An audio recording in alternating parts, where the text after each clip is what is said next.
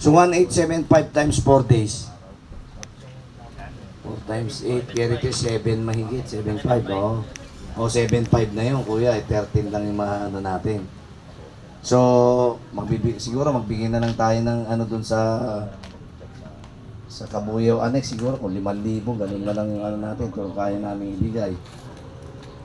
Ano, yun yung kwenta ko. Kung kukulangin ko, dalawang lata na lang, dalawang 16 liters na lang.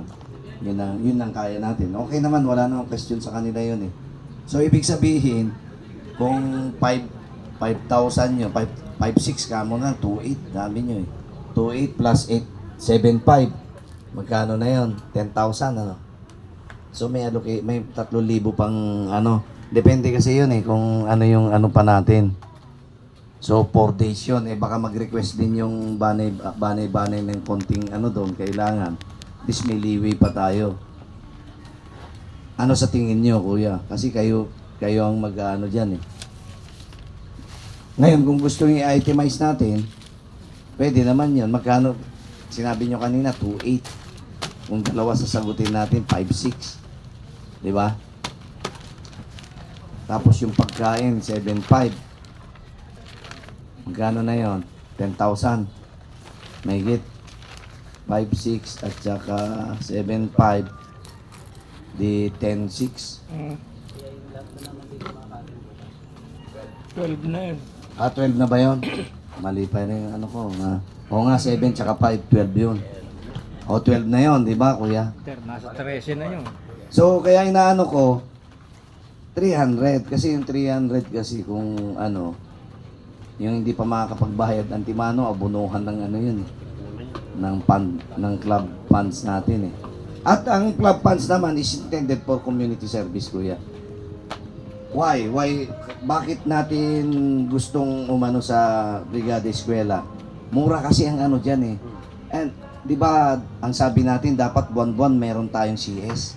Eh, may mga buwan tayo na walang CS.